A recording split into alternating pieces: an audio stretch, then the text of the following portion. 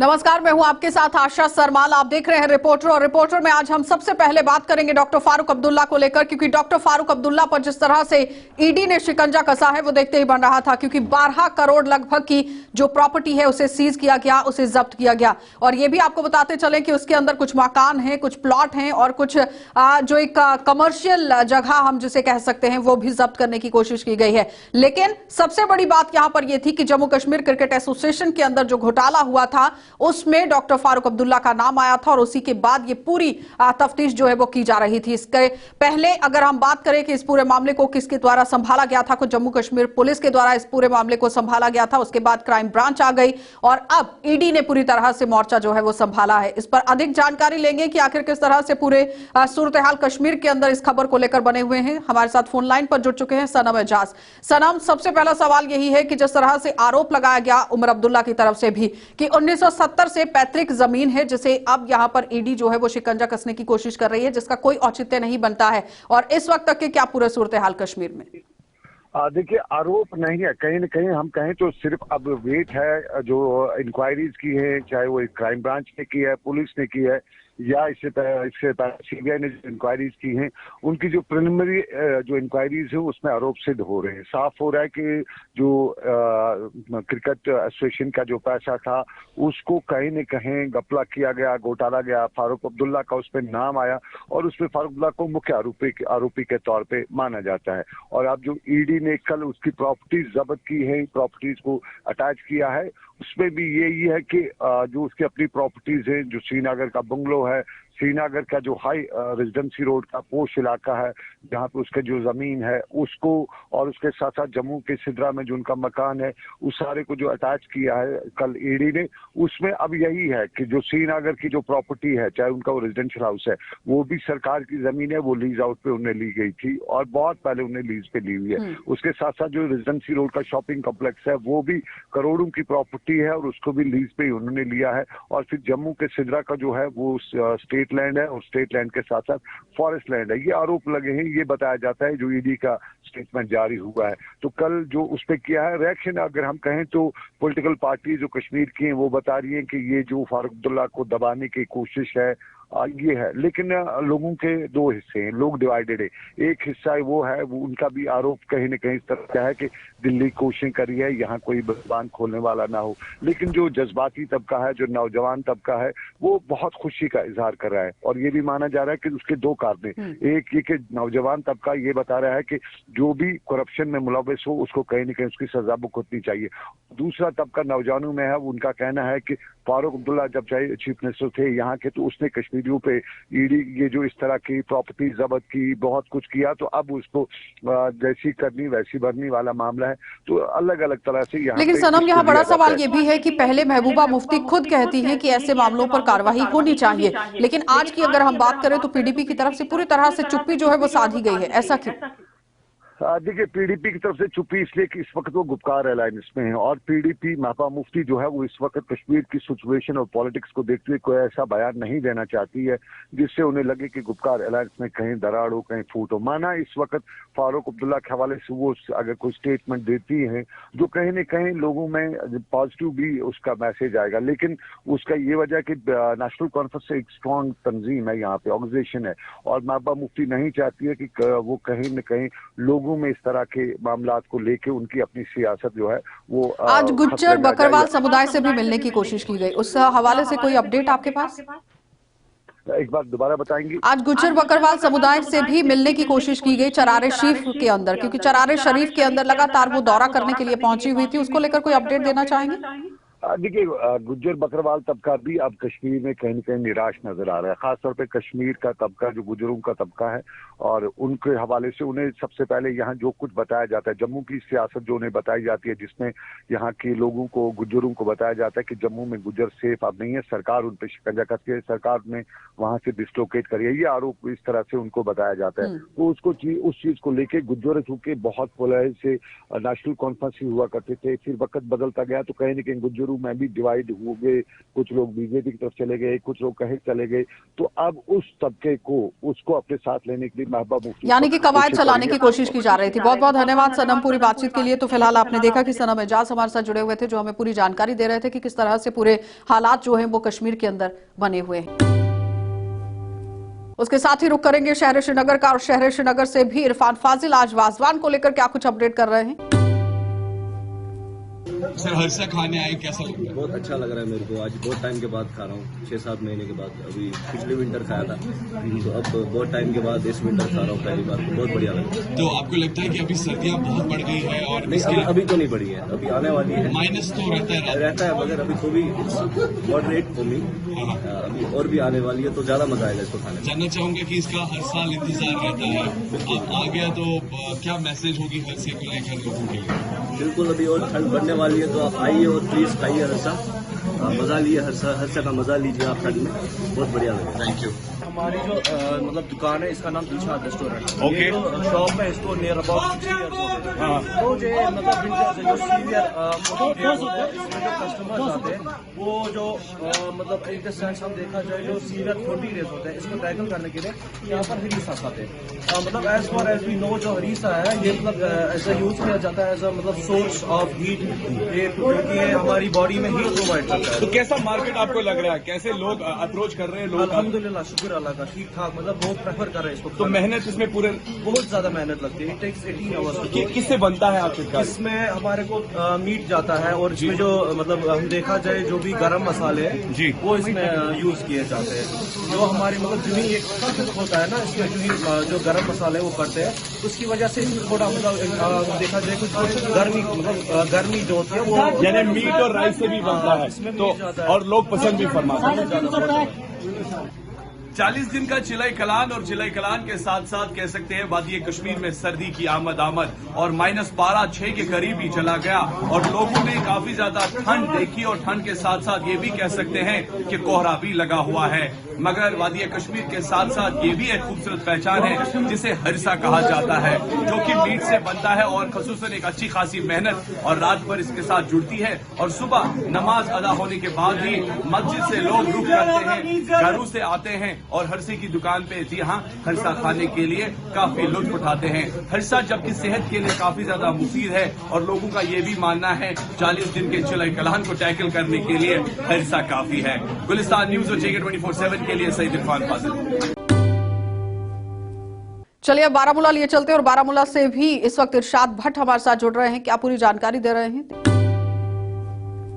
शुमाली कश्मीर के ज़िले बारामूला के नहदल इलाके की बात करें, ये बारामूला से तकरीबन 10 किलोमीटर की दूरी पे वाक़ा है। यहाँ पे रोड जो है बिल्कुल खस्ताहाल हो चुके हैं, ड्रेनेज सिस्टम धर्म भरम है, बिजली के पोल जो है उखड़ चुके हैं। इसके साथ साथ बिजली जो है 2 घंटे आती है, 5 घंटे गायब होते हैं। अगरचे ये अपना फीस भी अदा करते हैं, ताहम इनको जो है अच्छी तरीके से बिजली नहीं मिलते हैं। इसके साथ साथ रोडों के हवाले से बता दे चलें कि रोड जो है बिल्कुल खस्ताहाल हो चुके हैं। आज से तकरीबन 20 साल पहले जो है इस पर मैग्डमाइज किया गया था, उसके बाद जो है इसको किसी ने नहीं पूछा इस इलाके को। हालांकि इस इलाके को जो है हर हमेशा नज़रअंदाज किया जा रहा है ज़िला इंतज़ामिया की तरफ से, और वो सियासीदान, वो लीडर जो यहाँ पे सियासत करते हैं, अगरचे DDC इंतखाबात भी पिछले दफ़े हुए, इन्होंने बढ़ चढ़ के जो है उसमें हिस्सा लिया।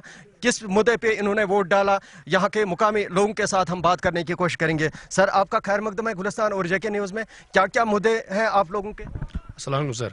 सबसे पहला मतलब कि शुक्रगुजार हैं हम आप लोगों के कि आपने काफ़ी कीमती वक्त निकाल के हमारे गाँव में आए। सर, अगर हम नादिहल की बात करेंगे, नादिहल जो है डिस्ट्रिक्ट बारामूला से हार्डली 6 या 7 किलोमीटर दूर है, लेकिन पिछले 40 सालों से हमारे मिनिस्टर साहब रहे हैं। हम MLA की बात नहीं करेंगे, हम मिनिस्टर की बात करेंगे, जो दिलावर मीर साहब रहे हैं। तो मान लो कि लास्ट टाइम में जावेद साहब भी मिनिस्टर रहे हैं और MLA भी रहे हैं, लेकिन बदकिस्मती से कि अगर हम देखा जाएंगे रफियाबाद में 108 गाँव हैं, 1 से 8 गाँवों में सबसे बड़ा गाँव जो है नादिहल है। हर लिहाज से इसको नजरअंदाज किया गया है, हर लिहाज से। आप यहाँ की ड्रेनेज देखिए, आप यहाँ की रोड देखिए, आप यहाँ के बिजली सिस्टम देखिए, आप यहाँ की वाटर सप्लाई देखिए, आप यहाँ का हॉस्पिटल देखिए। यहाँ पे पिछले टाइम में हॉस्पिटल बना है, यहाँ पे एक दारुल उलूम है, दारुल उलूम के साथ में हम उसको कहेंगे सैयद मालिक बुखारी रहमतुल्लाह अलैह की जो बुनपुरा में है, वहाँ मतलब हॉस्पिटल बना है। लेकिन बदकिस्मती से हम ये आपकी वसादत से, एडमिनिस्ट्रेशन से कहना चाहते हैं, वहाँ पे अगर कभी कभार दिल में मान लो एहसास हुआ आज हम ड्यूटी जाए, तो आया कोई एनो तो वेल, ना आया तो सो वेल। पहले की बात करें, चाहे वो सियासतदान जो यहाँ पे रह चुके हैं, उन्होंने क्या कुछ किया इस नैदल के इलाके के लिए? नथिंग, किसी ने कुछ भी नहीं किया। मैं वही आपसे अर्ज कर रहा हूँ, साहब के एमएलए या अनेबल एमएलए जो हमारे यावर साहब रहे हैं, यावर अहमद मीर, यावर दिलावर मीर रहे हैं, उसका फादर साहब मान लो कि मिनिस्टर रहे 40 साल, इवन के डिस्ट्रिक्ट बारामूला के नहीं रहे, कुछ पार्लियामेंट मेंबर भी रहे, वो पार्लियामेंट मिनिस्टर भी रहे, लेकिन नजरअंदाज किया गया नादी हल को हर लिहाज से। 11:30 हुआ सर, आप हॉस्पिटल में जाइए, आप देखिए वहाँ स्टाफ कहाँ है, वायर इज ही, कोई नहीं है यहाँ पे। स्टाफ नहीं है, बिल्कुल नहीं है सर, बिल्कुल नहीं है सर। अगर किसी को सर की दर्द है, या तो हमें लोकल मेडिकल शॉप पे जाना पड़ता है, या तो हमें डिस्ट्रिक्ट हॉस्पिटल बारामूला जाना पड़ता है, या तो हमें यहाँ लडूरा एक नजदीक गाँव है, वहाँ हॉस्पिटल है, वो मतलब 8-7-8 घंटा खुला रहता है। मुझे पता है ये रोड कब से खस्ताहाल हो चुका है? ये पिछले 40 सालों से खस्ताहाल है।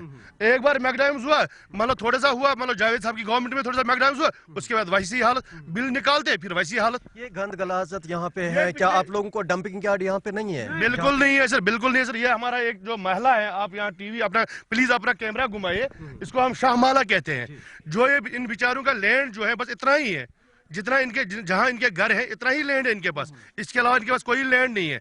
काफी लोग टाइम इन्होंने आकम खुलाम से अर्ज किया है, कोई डैमिंग सिस्टम बना दीजिए, किसी ने कुछ नहीं बनाया सर। पता ही नहीं कोई यहाँ ब्लॉक भी है जी। एक दफा आई थी यहाँ, तो आप उन मुतल्लिका महकमों के पास जाते हैं? एक बार आई थी वो यहाँ, जो वहाँ की वीडियो साहिबा है वो आई थी, उससे मैंने बात की थी। उसने बोला था उस समय यहाँ हम इसको एक टाउन ये हॉल बनाएंगे, लेकिन कुछ नहीं। देखिए, जैसे आपको पता है कि हमारा 22 को यहाँ पे डीडीसी की काउंटिंग है।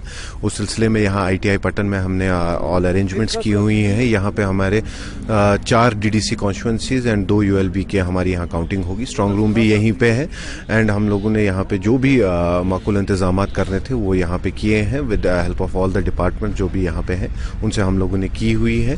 तो वी आर होपफुल कि जो ये काउंटिंग का सिलसिला है ये सक्सेसफुल रहेगा और हमारी तरफ से जितनी भी अरेंजमेंट्स हैं वो सारी कंप्लीट है यहाँ पे। आखिरी मरहले की यहाँ पे तो वोटिंग होगी, अब यहाँ पे काउंटिंग होनी बाकी है, जो यहाँ पे 22 तारीख को होने जा रही है। वही अगर पटन की बात करें, बिल्कुल यहाँ पे आईटीआई पटन में स्ट्रांग रूम रखा गया है, जहाँ पे 4 ब्लॉकों की डीडीसी की काउंटिंग हो जाएगी और जिसमें 2 यूएलबी की काउंटिंग भी होने जा रही है। राही निसार, गुलिस्तान न्यूज, पटन। उसके साथ ही रुक करेंगे डोडा का, और डोडा से वसीम क्या कुछ पूरी अपडेट कर रहे हैं वो भी। आप जुड़ चुके हैं गुलिस्तान न्यूज़ के साथ, मैं हूं वसीम गत्तू। इस वक्त हम असर कॉन्स्टिट्यूंसी में हैं और मेरे ठीक पीछे आप देख सकते हैं जो रास्ता है ये आम लोगों के लिए चलने के लिए रास्ता, मगर रास्ते की बहुत बुरी कंडीशन है क्योंकि खेतों के बीच में से रास्ता एक बनाया गया था और लिंक रोड की हालत आप देख लीजिए, काफ़ी सालों पहले ये रास्ता बनाया गया था, मगर इस रास्ते की कंडीशन आप देख लीजिए। मकामी लोगों से हम बात करते हैं, इनसे जान लेते हैं कि किस तरह की परेशानियों का सामना इनको करना पड़ता है। आपका नाम क्या है? अब्दुल रशीद। रशीद जी, किस तरह की परेशानियों का सामना आपको करना पड़ रहा है? हमें हर किस्म की परेशानियों का सामना करना पड़ता है। चलने फिरने में हमें दिक्कत आती है, पानी पीने में हमें प्रॉब्लम आती है। पानी 1 घंटा देते हैं सुबह पीएचईओ डिपार्टमेंट सिर्फ, और टैक्स ले लेते हैं ये पूरे 2 टाइमों का। देखिए यहाँ पे एसडीएम साहब बैठते हैं, तहसीलदार साहब बैठते हैं, कभी आपने उनसे बात नहीं की इस बारे में? आप उनके पास गए ना, कई दफ़ा गए ना, राजेंद्र जी को पूछे या नतर जी हैं इनके, उससे पूछें कि हम थक गए हैं। जब कोई सुनता ही नहीं है, कोई सुनाई नहीं होती है, कोई इस मामले को पुट अप करता ही नहीं है। हालांकि ये ये क्या बना है, ये किसने बनाया? पांड था, ये आवाम के लिए पांड था, ये मतलब बरादरी का पांड है, यहाँ माल मवेशी पानी पीते हैं। ये बहुत पुराना है, 100 साल से भी पुराना है। तो इसको मेंटेन क्यों नहीं किया गया है? पिछली दफा ब्लॉक वालों ने कहा था कि इसकी रिपेयर में रखी है, सिर्फ मलबा निकाला है, उसके बाद कुछ नहीं हुआ है इसको जी, ये ऐसा ही पड़ा हुआ है। तो क्या बताना चाहेंगे डिस्ट्रिक्ट एडमिनिस्ट्रेशन डोडा को? डिस्ट्रिक्ट एडमिनिस्ट्रेशन हमारे लिए सोई हुई है, कभी उन्होंने इस तरफ ध्यान दिया ही नहीं। मौका देखने सर, बस इतनी बात है, सामने पड़ी हुई है। आप देखें ऊपर चौकी से नीचे के लिए मेन रोड है, हालांकि यहाँ नायब तहसीलदार साहब बैठते हैं, तहसीलदार साहब बैठते हैं, बिजली का दफ्तर है। देखिए यहाँ पे हायर सेकेंडरी भी है, किस तरह की परेशानी? बस यही परेशानी है कि बच्चों को जब ऊपर से भी बच्चे होते हैं या नीचे से आवाम होती है, एक साइड खड़ा होना पड़ता है और एक साइड से लोग चलते हैं। तो बारिशों वगैरह में जब बर्फ पड़ती है तब किस तरह की स्लिप होता है लोगों को। कई लोग बच्चों के बाजू टूटे हैं, कई लोगों की टांगें टूटी हैं, बाजू टूटे हैं, और इतनी परेशानी उठानी पड़ती है कि कहने की बात नहीं, कोई पूछता ही नहीं है। और भी कुछ लोग हैं। आपका नाम क्या है? राजेंद्र सिंह। राजेंद्र जी, आप यहीं के रहने वाले हैं? बिल्कुल सर। तो क्या बताना चाहेंगे किस तरह की परेशानियों का सामना? मैं थोड़ा सा बताऊंगा कि थोड़ा अपने साथ साथ चलेंगे, उसकी आप वीडियो बनाएंगे, देखेंगे ये रोड जो जा रही है कि रास्ता कैसा है। इलाके की आबादी कितनी है इधर? इधर वादी हमारी कोई 20-25 हज़ार है। तो किस तरह की उम्मीद रखी है? डीडीसी इलेक्शन पहली दफा होने को जा रहे हैं, क्या लगता है आपको कि ये रास्ते बनेंगे स्कूल के लिए? जो हमें ये पता नहीं बनेंगे, हमें पूरा पता नहीं बनेंगे, नहीं हमारा कोई बनाएगा कुछ। तो आपने वोट डाला आज? वोट दिया हमने। तो क्या समझ के आपने आज वोट कास्ट किया? दे दिए वोट हमने, हमें अपना हक देना है, अगले साल मर जाना है, खबर देना नहीं देना है, मगर ये रास्ता आप देखेंगे कुछ नहीं हमारे पास है। ठीक है, एसडीएम साहब यहाँ पे बैठते हैं, क्या करेंगे, तहसीलदार साहब बैठते हैं, थक गए हम उनको देख कर। तो किस तरह की यकीन दहानी अभी तक उनने कराई है? उनको ये पता नहीं सर जी, ऊपर से आते हैं नीचे उनके रास्ते रोड नजर आते हैं उनको। बिल्कुल बिल्कुल सर। फिर से मैं बताना चाहूँगा आपको, जिस रास्ते पे मैं खड़ा हूँ ये लिंक रोड जाता है, हॉस्पिटल के लिए भी यही रास्ता जाता है और हायर सेकेंडरी के लिए भी यही रास्ता जाता है। और इस रास्ते की आप हालत देख लीजिए, बच्चे भी आ रहे हैं इस रास्ते पे, बहुत बुरी कंडीशन है इस रास्ते की और बहुत बड़ी ड्रेन है। और इनका साफ तौर पे कहना है कि जब भी बारिश पड़ती है, बर्फ पड़ती है, बच्चों को चोटें आती हैं। जो भी कंसर्न डिपार्टमेंट है उनको इस चीज़ पे ध्यान देना चाहिए। और मेरे ठीक पीछे आप देख सकते हैं एक पॉन्ड बनाया गया था पानी के लिए, जो हर एक इलाके के अंदर होता है, ब्लॉक की तरफ से बनाया जाता है, मगर आप हालत देख लीजिए, अधूरा काम छोड़ के पानी इसमें डाल दिया गया और कंडीशन आप देख लीजिए इसकी किस तरह की है। जो भी कंसर्न डिपार्टमेंट है इस पे ध्यान देना बहुत जरूरी है। देखते रहे गुलिस्तान न्यूज़, वसीम गत्तू, डोडा। चलिए अब आपको लिए चलेंगे ऋषि खजूरिया के पास, क्योंकि सांबा के अंदर कोविड-19 को लेकर किस तरह से अपडेट चल रही है, पूरी जानकारी क्या है वो भी देख लीजिए। जनता को कोरोना वायरस अपडेट देना भी काफी ज्यादा जरूरी हो जाता है और बीते 24 घंटे का सांबा जिला का कोरोना अपडेट लेकर एक बार फिर से हम हाजिर हैं। और बीते 24 घंटों में सांबा जिला में 2 और नई डेथ कोरोना वायरस की वजह से रिपोर्ट हुई है। मैं आपको बता दूं कि पहली डेथ सांबा जिला के स्मैलपुर इलाके से रिपोर्ट हुई है। यहां पर 80 वर्षीय व्यक्ति जो कि ऑलरेडी गवर्नमेंट मेडिकल कॉलेज में उपचाराधीन थे, जो पिछले कई दिनों से मल्टीपल प्रॉब्लम से जूझ रहे थे और कल देर शाम इस 80 वर्षीय व्यक्ति की कोरोना वायरस की वजह से मृत्यु हो गई। वहीं दूसरी डेथ रिपोर्ट हुई है सांबा जिला के संगड़ इलाके से। यहां पर 76 वर्षीय व्यक्ति जो कि मिलिट्री हॉस्पिटल सतवारी में एडमिट थे और ये भी मल्टीपल प्रॉब्लम से जूझ रहे थे और इनकी भी कल कोरोना वायरस की वजह से मृत्यु हो गई। और अब सांबा जिला में जो डेथ टोल है ये 36 पहुंच गया है और लगातार पिछले कुछ दिनों में हमने देखा है कि डेथ टोल सांबा में बढ़ता हुआ नजर आ रहा है। लगभग 15 से 20 दिनों में हमें 9 से 10 डेथ यहां पर देखने को मिली है। और कहीं ना कहीं मैं आपको यह भी अपडेट कर दूं कि जो पॉजिटिव मामले हैं सांबा जिला में ये भी बढ़ते हुए नजर आए हैं, यानी पॉजिटिव मामलों का ग्राफ डबल फिगर्स में पिछले कई दिनों से सामने आ रहा है। और जिस तरह से सर्दियों ने दस्तक दी थी तो पहले ही अपडेट कर दिया गया था कि मामले बढ़ सकते हैं सर्दियां आते ही, तो मामले डबल फिगर्स में आना शुरू हो गए सांबा जिला में। लेकिन कहीं ना कहीं अगर लोगों की बात करें, आम जनता की बात करें, तो लोगों ने एहतियात पूरी तरह नहीं बरते हैं। हमने कई जगह पर देखा कि लोग इन पूरी एसओपीज की धज्जियां उड़ाते हुए नजर आए। लोग जब पब्लिक प्लेस पर जाते हैं मास्क नहीं पहनते, सोशल डिस्टेंसिंग का पालन नहीं करते और सैनिटाइजर का भी इस्तेमाल नहीं करते। शायद यही वजह है कि लोगों ने इस कोरोना वायरस को लाइटली लिया और मामले यहां डबल फिगर्स में आना शुरू हो गए। लोग अभी भी पूरी तरह से ये समझ नहीं पा रहे हैं कि कोरोना वायरस कितना खतरनाक है। अगर कोई भी इसकी चपेट में आ जाएगा तो उसके लिए काफी ज्यादा मुश्किलात पैदा हो जाएगी, उसकी फैमिली के लिए मुश्किलात पैदा हो जाएगी। लेकिन लोग कहीं ना कहीं अभी भी समझ नहीं पा रहे हैं कि कोरोना वायरस से हमें किस तरह से बचना है और किस तरह से हमने प्रिकॉशंस यूज करने हैं। लेकिन प्रिकॉशंस लोग लेते हुए नजर नहीं आ रहे और मामले भी डबल फिगर्स में सामने आ रहे हैं। वहां हम ये भी देख रहे हैं कि ट्रैवल हिस्ट्री के मामले अब कम हो चुके हैं, लेकिन जो कम्युनिटी के बीच में ये केसेस सामने आ रहे हैं, रैंडम सैंपलिंग जिस तरह से लगातार अलग अलग इलाकों में की जा रही है, मोबाइल टेस्टिंग वैन जाती है, तो वहां से ये मामले हमें देखने को मिल रहे हैं। लेकिन लोग अभी भी प्रिकॉशंस का सही में इस्तेमाल नहीं कर रहे। शायद यही वजह है कि डबल फिगर्स में मामले सामने आ रहे हैं। और मैं आपको बताना चाहता हूं कि जब से कोरोना वायरस ने दस्तक दी है तो सांबा जिला में जो टोटल पॉजिटिव मामलों का ग्राफ है ये 2671 पहुंच गया, यानी एक बड़ा ग्राफ है सांबा जिला में। और कहीं ना कहीं आज एहतियात बरतने की जरूरत है। वहीं अगर बात करें एक्टिव मामलों की, तो एक्टिव मामलों का ग्राफ भी कभी नीचे आता है, कभी ये ग्राफ ऊपर चला जाता है और अभी भी 206 मामले जो हैं ये एक्टिव हैं सांबा जिला में। और उसी के साथ साथ जब से कोरोना वायरस ने दस्तक दी है तो अभी तक जो टोटल रिकवरी हो चुकी है ये सांबा जिला में 2429, यानी 2429 मामले रिकवर भी हो चुके हैं। एक तरफ हम कहें तो ज्यादा घबराने की बात नहीं है, पैनिक वाली कोई भी बात नहीं है, लेकिन इसमें सिर्फ और सिर्फ एहतियात बरतने की जरूरत है। एहतियात बरतोगे तो तभी इस वायरस से आप बचोगे, लेकिन एहतियात आपने खुद बरतनी है।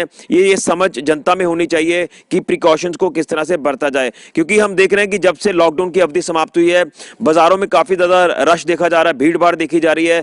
हम पैसेंजर गाड़ियों की बात कर रहे हैं, हर जगह हम पब्लिक मूवमेंट अब काफी ज्यादा देख रहे हैं, लेकिन जितनी पब्लिक मूवमेंट अब ज्यादा हुई है उतना ही लोगों ने प्रिकॉशंस लेना भी छोड़ दिया है। लेकिन एहतियात बरतना ही एकमात्र उपाय है जब तक वैक्सीन नहीं आती, क्योंकि वैक्सीन को लेकर कई तरह की बातें निकल रही हैं कि वैक्सीन अब जल्द मार्केट में आ जाएगी और लोगों को इस वायरस से निजात मिलेगी। लेकिन जब तक वैक्सीन नहीं आती, आप सबको यही प्रिकॉशंस अपनाने हैं। मास्क पहनना, पब्लिक प्लेस पर सैनिटाइजर का इस्तेमाल करना और सोशल डिस्टेंसिंग, यही 3 बातें हैं। इन 3 बातों को आप अपने दिमाग में उतार लीजिए ताकि इस वायरस से किसी तरह से बचा जाए। इसलिए हम आपको ये कोरोना अपडेट दे रहे हैं बीते 24 घंटों का, और ये हमने कई दिनों के बाद आपको अपडेट किया है क्योंकि ये अपडेट देना काफी ज्यादा जरूरी है ताकि आप लोग सतर्क रहें, सावधान रहें और अपना और अपने परिवार का बचाव करें और सोसाइटी लोकेलिटी के लोगों को भी इस वायरस को लेकर अवेयर करते रहिए। और एहतियात बरतने की अब काफी ज्यादा जरूरत है ताकि आने वाले समय में इस वायरस से पूरी तरह से बचा जाए। और ये भी हम क्यास लगा रहे हैं कि जल्द ही वैक्सीन भी आ जाएगी, लेकिन जब तक वैक्सीन नहीं आती आप लोगों को ये सारे एहतियात बरतने हैं और SOPs का भी आप पालन करते रहिए। इसी में आप सबकी भलाई है। तो ये था बीते 24 घंटे का सांबा जिला का कोरोना अपडेट। फिलहाल के लिए ऋषि खजूरिया, JK24/7 न्यूज के लिए। और जम्मू से भी आपको रूबरू करवा देते हैं क्योंकि आज भारतीय जनता पार्टी की तरफ से भी लगातार नेशनल कॉन्फ्रेंस पर तंज कसा गया है। रविंद्र रैना ने किस तरह से बातचीत कही है, क्योंकि उन्होंने साफ कह दिया है डॉक्टर फारूक अब्दुल्ला के लिए कि जैसी करनी वैसी भरनी। लेकिन क्या पूरी जानकारी थी वो देख लीजिए। एनफोर्समेंट डायरेक्टोरेट ने जम्मू कश्मीर जो क्रिकेट संघ, जो जम्मू कश्मीर क्रिकेट एसोसिएशन में घोटाला हुआ था और जिसकी जांच जम्मू कश्मीर के माननीय उच्च न्यायालय honourable high court Jammu Kashmir की निगरानी में जो जांच चल रही है वो नेचुरल प्रक्रिया का हिस्सा है और उसमें जो भी दोषी पाया गया है उसके खिलाफ एनफोर्समेंट डायरेक्टोरेट ED ने कार्रवाई की है। जैसी करनी वैसी भरनी। अगर आप गलत काम करोगे तो उसके नतीजे आपको भुगतने पड़ेंगे और पूरी पारदर्शिता के साथ काम होने चाहिए। नरेंद्र मोदी साहब की सरकार का मिशन है ईमानदारी के साथ काम करना। इसलिए जो लोग भ्रष्टाचार करेंगे, जो लोग गद्दारी करेंगे, जो लोग गरीबों का खून चूसने की कोशिश करेंगे, कानून अपना काम करेगा। ये कानूनी प्रक्रिया से ये निर्णय लिए गए हैं, इसमें कोई राजनीतिक हस्तक्षेप, कोई पॉलिटिकल वेंडाटा नहीं है। ये सिर्फ और सिर्फ कानूनी प्रक्रियाएं हैं जो honourable high court Jammu and Kashmir उसकी निगरानी में जम्मू कश्मीर क्रिकेट एसोसिएशन के अंदर जो घोटाला हुआ है उसकी जांच चल रही है और उसका एक बड़ी कार्रवाई ED ने ऑनरेबल कोर्ट की डायरेक्शन पर की है। इसमें कोई राजनीतिक हस्तक्षेप नहीं है। अगर किसी ने भ्रष्टाचार किया है, किसी ने गड़बड़ घोटाला किया है, उसको तो जवाब देना पड़ेगा, उसको तो सजा भुगतनी पड़ेगी। का भारतीय जनता पार्टी के कार्यालय में हार्दिक स्वागत है, अभिनंदन है। साथियों, जम्मू कश्मीर के इतिहास में पहली बार जिला परिषद के चुनाव बहुत ही सफलतापूर्वक संपन्न हुए हैं।